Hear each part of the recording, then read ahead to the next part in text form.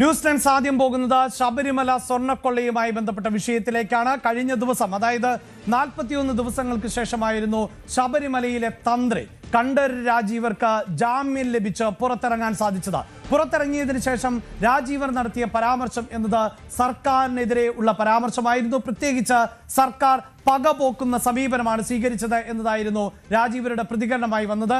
ശബരിമലയിലെ യുവതീ പ്രവേശന വിഷയത്തിലടക്കം കടുത്ത നിലപാട് സ്വീകരിച്ചതാണ് ആ പകപോക്കലിന് കാരണം എന്ന് അദ്ദേഹം പ്രതികരിച്ചതോടുകൂടി രാഷ്ട്രീയ ചേരിതിരിഞ്ഞ ഉള്ള പോരാട്ടം ഇപ്പോൾ കനക്കുകയാണ്. പ്രത്യേകിച്ച് പ്രതിപക്ഷവും ഭരണപക്ഷവും തമ്മിൽ. ഭരണപക്ഷം കൃത്യമായും പറയുന്നത് തന്ത്രിയുടെ ഭാഗത്ത് വീഴ്ചയുണ്ട് എന്നാണ്. തന്ത്രിയെ പെരുങ്കള്ളൻ എന്ന നിലയിൽ ആണ് എം.വി. ഗോവിന്ദൻ വിമർശിച്ചത് എങ്കിൽ ഇതിൽ കൃത്യമായ രാഷ്ട്രീയമുണ്ട് എന്നും തന്ത്രിയെ ആ ഗൂഢാലോചനയുടെ ഭാഗമായാണ് അറസ്റ്റ് ചെയ്തത് എന്ന നിലയിലും ഉള്ള പ്രതികരണം ആണ് പ്രതിപക്ഷത്ത് നിന്നും ഉണ്ടായത്. അത് സഭയിലടക്കം പ്രതിഫലിക്കുന്ന സാഹചര്യം ആണ് ഇന്ന് നമ്മൾ കണ്ടത്.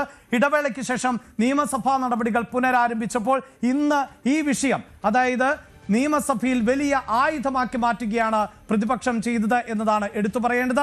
പ്രതിപക്ഷ നേതാവിന്റെ പുതുയുഗ യാത്ര തുടരുന്ന സാഹചര്യത്തിൽ സഭാ നടപടികളെ പ്രതിപക്ഷത്ത് നിന്ന് നയിച്ചത് കെ ബാബു ആണ്. അങ്ങനെ അതിശക്തമായ പ്രതിഷേധം ഇന്നും സഭയിൽ ഉയർത്തിയിരിക്കുന്നു പ്രതിപക്ഷം എന്നതാണ്. തന്ത്രിയുടെ ജാമ്യവിധിയിൽ കോടതി നടത്തിയ പരാമർശങ്ങൾ അടക്കം സർക്കാരിന് എതിരെയുള്ള ആയുധമാക്കി മാറ്റുന്ന സാഹചര്യം ആണ് ഇപ്പോൾ ഉള്ളത്. പ്രത്യേകിച്ച് ശില്പവും അതോടൊപ്പം തന്നെ ദ്വാരപാലക ശില്പത്തിനോടൊപ്പം കട്ടിളപ്പാളിയും ഒക്കെ വിറ്റവ് സ്വൈര്യവിഹാരം നടത്തുകയാണ് എന്ന് പ്രതിപക്ഷം സഭയിൽ ആക്ഷേപം ഉന്നയിക്കുമ്പോൾ അത് വളരെ കൃത്യമായി മുൻ മന്ത്രിയെ അടക്കം, ദേവസ്വം മന്ത്രിയെ അടക്കം ലക്ഷ്യം വെച്ചുകൊണ്ടുള്ള പരാമർശമാണ്. എല്ലാവർക്കും ജാമ്യം കിട്ടിയിരിക്കുന്നു. ശബരിമല സ്ത്രീ പ്രവേശനത്തിനും വിശ്വാസികളെ വഞ്ചിക്കുന്ന നിലപാടാണ് സർക്കാർ സ്വീകരിച്ചത് എന്ന് ഇന്ന് പ്രതിപക്ഷം വ്യക്തമാക്കുമ്പോൾ സഭയ്ക്കകത്തും പുറത്തും ഒരുപോലെ ഈ വിഷയത്തെ ഉയർത്തിക്കൊണ്ടുവരികയാണ് പ്രതിപക്ഷം എന്നത് എടുത്തു പറയേണ്ടതാണ്. ഒരുപക്ഷെ നിയമസഭാ തെരഞ്ഞെടുപ്പിലേക്ക് എത്തുമ്പോഴും ശബരിമല തന്നെയായിരിക്കും ഈ തെരഞ്ഞെടുപ്പിലെ ഫോക്കസുകളിൽ ഒന്ന് എന്ന് വ്യക്തമാവുകയാണ്. ഇപ്പോൾ വിശദാംശങ്ങളുമായി വി അരുൺ ആണ് ചേരുന്നത്. ഞാൻ അരുണിലേക്ക് പോകുന്നതിന് മുമ്പ്, അരുൺ, ഇന്ന് സഭയിൽ അതിശക്തമായ ഒരു പ്രതിഷേധമാണ് ഉണ്ടായത്. നേരത്തെ നമ്മളത് പ്രതീക്ഷിച്ചതുമാണ്. കഴിഞ്ഞ വാർത്താ ബുള്ളറ്റിനുകളിൽ അക്കാര്യം നമ്മൾ സൂചിപ്പിച്ചതുമാണ്. ഇന്ന് കെ ബാബുവിന്റെ ഭാഗത്ത് നിന്ന് അതിശക്തമായ ഭാഷയിലുള്ള വിമർശനം ഉന്നയിക്കപ്പെട്ടു. നമുക്ക് ആദ്യം ബാബുവിന്റെ പ്രതികരണം ഒന്ന് കേൾക്കാം. ശബരിമല സ്വർണ്ണക്കൊള്ള കേസിൽ പോറ്റി അടക്കമുള്ള പ്രധാന പ്രതികളെല്ലാം ഇന്ന് ജയിലിന് പുറത്ത് ആണ്.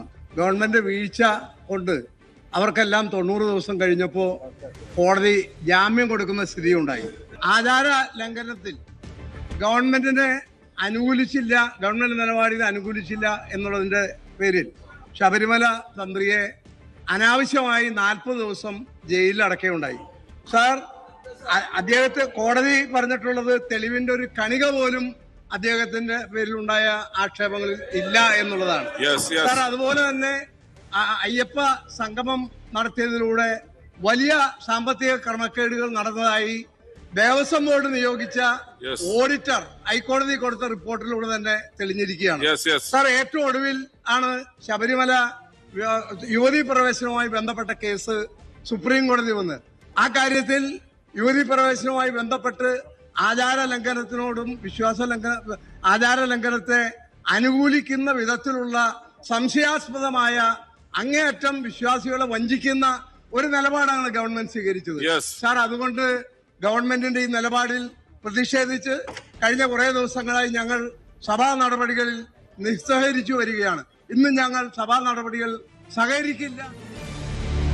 അതായത് സഭാ നടപടികൾ ബഹിഷ്കരിച്ചുകൊണ്ട് അടക്കമുള്ള വലിയ പ്രതിഷേധത്തിലേക്കാണ് പോയത് എന്നത് മാത്രവുമല്ല, നമ്മൾ ആ ദൃശ്യങ്ങളിൽ കണ്ടു കഴിഞ്ഞു. സഭയിൽ രാജി ആവശ്യപ്പെട്ടുകൊണ്ടുള്ള പ്ലക്കാർഡുകൾ അടക്കം ഉയർത്തിക്കാണിച്ചുകൊണ്ട്, ബാനറുകൾ അടക്കം ഉയർത്തിക്കാണിച്ചുകൊണ്ടാണ് പ്രതിപക്ഷം ഇന്ന് സഭയിലേക്ക് എത്തിയത്. ഒരു പക്ഷേ ഭരണപക്ഷവും ഇത് പ്രതീക്ഷിച്ചിരുന്നു എന്നതിൽ തർക്കമില്ല. കാരണം കഴിഞ്ഞ ദിവസം ഈ തന്ത്രി പുറത്തിറങ്ങിയതിന് ശേഷം പുറത്ത് നേതാക്കൾ നടത്തിയിട്ടുള്ള പ്രതികരണങ്ങളിൽ നിന്ന് അത് വ്യക്തമായിരുന്നു. സഭയിൽ ഇന്ന് പ്രതിപക്ഷത്തിന്റെ ആരോപണത്തിന് അതേ നാണയത്തിൽ തന്നെയാണ് ഭരണപക്ഷം മറുപടിയും നൽകിയത്. ആ വാക്കുകളും നമുക്ക് കേൾക്കാം. ഇന്നത്തെ ചോദ്യത്തിനും അവിടുന്ന് താഴോട്ടിറങ്ങിയിരിക്കുന്ന എന്താണെന്ന് മനസ്സിലായില്ല സാർ. ജനങ്ങൾ ഇവരെ ആ സീറ്റിൽ നിന്ന് താഴെ ഇറങ്ങിയിരിക്കുന്ന ആളുകളെ ഈ സഭയിൽ നിന്ന് പുറത്തേക്ക് അയക്കുന്നത് അടുത്ത തെരഞ്ഞെടുപ്പ് വരുമ്പോൾ കാണാം സാർ. ഇതിനകത്ത് ഇരിക്കാൻ അവർ യോഗ്യരല്ല സാർ. കാരണം ബഡ്ജറ്റ് പോലൊരു സമയത്ത് ഏറ്റവും സീരിയസ് ആയ ബഡ്ജറ്റിന്റെ ചർച്ചയിൽ പങ്കെടുക്കാൻ അവർ തയ്യാറായില്ല. പുറത്തിറങ്ങിയിട്ടാണ് സാർ ഈ കാര്യങ്ങൾ പറയുന്നത്. സഭയ്ക്കകത്ത് എല്ലാ രേഖകളും വെച്ച് ചർച്ച ചെയ്താൽ പ്രതിപക്ഷം പറയുന്നതിന് ഒരു ന്യായീകരണമില്ല എന്നുള്ള മറുപടി കിട്ടുമെന്നുള്ളത് കൊണ്ടാണ് സാർ അവര് പുറത്തിറങ്ങി പറയുന്നത്. കാരണം ഒരു കാര്യവും കൃത്യമായി ഡാറ്റ സഹിതം പറയുവാൻ പ്രതിപക്ഷ നേതാവ് മുതൽ ഈ പ്രതിപക്ഷത്തെ ഒരു അംഗവും തയ്യാറല്ല. അതുകൊണ്ട് ഇങ്ങനെ ബഹളം ഉണ്ടാക്കുകയാണ് സാർ. ഇപ്പൊ നടക്കുന്ന കാര്യങ്ങളിൽ സാർ എന്തുകൊണ്ടാണ് സാർ ഇപ്പോ ഈ കോടതി കേസിനകത്ത് ഇങ്ങനെ ഇടപെടുന്നത്? കോടതി പറഞ്ഞ SIT എന്ന് പറഞ്ഞാൽ കോടതി പറഞ്ഞ ഉദ്യോഗസ്ഥന്മാരെ എടുക്കുന്നു, ആ കോടതി തന്നെ ഡയറക്ട് ചെയ്യുന്നു, കോടതി കേൾക്കുന്ന അല്ലെങ്കിൽ കോടതിയുടെ നിരീക്ഷണത്തിന് വിധേയമായി മാത്രം അന്വേഷണം നടക്കുമ്പോ ഇവര് അതിനെ കുറ്റപ്പെടുത്തുന്നത് എന്താ സാർ? സാർ ഇപ്പൊ തന്ത്രിയോ മറ്റാരെങ്കിലും ആയിക്കോട്ടെ, കേസ് അന്വേഷണം നടക്കല്ലേ സാർ? എന്താ പ്രശ്നം? ശ്രീധരൻപിള്ളയും തന്ത്രിയും ഇവരും എല്ലാം സംസാരിക്കുന്ന കാര്യം സാർ അന്വേഷണം ഒരിടത്ത് അറസ്റ്റ് ചെയ്യണം സാർ. ഈ അന്വേഷണം ഇനി ഫർദറായി പോയി കഴിഞ്ഞാൽ നമ്പർ 10 ജൻപതിലേക്ക് പോകുമോ എന്നുള്ള സംശയം കൊണ്ടാണ് ഇവര് BJP ആയിട്ട് കൂടി ചേർന്നേക്കുന്നത്. ശ്രീധരൻപിള്ളയുടെ അഭിപ്രായം കേട്ടു എന്നാണ് സാർ. അങ്ങേയറ്റം തെറ്റ് കാണിക്കുകയും അതിനു വേണ്ടിയിട്ട് ഇപ്പൊ കോൺഗ്രസിനകത്ത് തന്നെ പ്രശ്നമുണ്ടെന്ന് എനിക്കറിയാം. ഇവിടെ വിവാദം ഉണ്ടാക്കി ശ്രീമതി സോണിയാഗാന്ധിയെ പോലെയുള്ള ആളുകളുടെ പേര് പോലും വലിച്ചഴക്കുന്ന തരത്തിൽ കാര്യങ്ങൾ ചെയ്തു. അതുകൊണ്ട് ഇവരെ സംബന്ധിച്ച് സ്വർണ്ണക്കൊള്ളയുടെ പ്രശ്നം പറഞ്ഞ് അന്വേഷണം നടത്താനല്ല.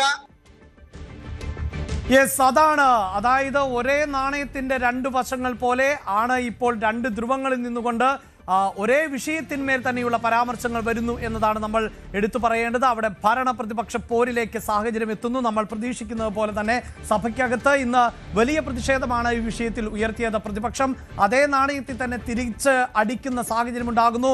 നമ്പർ 10 ജൻപതിലേക്ക് ഈ വിഷയം എത്തിയേക്കാം, സോണിയാഗാന്ധിയിലേക്ക് എത്തിയേക്കാം, അങ്ങനെ ഭയക്കുന്നു പ്രതിപക്ഷം എന്നുകൂടി പറഞ്ഞു വെക്കുന്ന സാഹചര്യം ഉണ്ടാകുന്നു.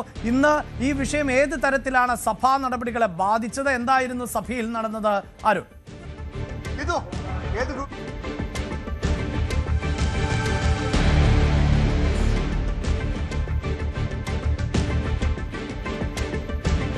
സഭാ നടപടികൾ ആരംഭിക്കുമ്പോൾ ചോദ്യോത്തരവേളയുടെ തുടക്കത്തിൽ തന്നെ പ്രതിപക്ഷം നിലപാട് വ്യക്തമാക്കി. ഒരു കാരണവശാലും സഭാ നടപടികളുമായി സഹകരിക്കാൻ കഴിയില്ല.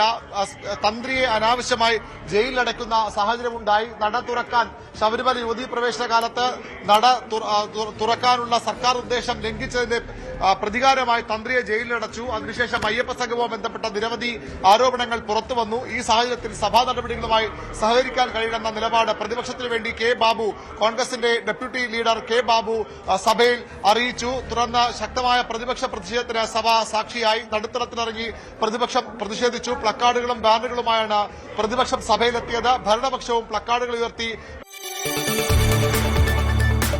കൂടുതൽ വാർത്തകൾക്ക് news 18 Keralam YouTube channel subscribe ചെയ്യുക.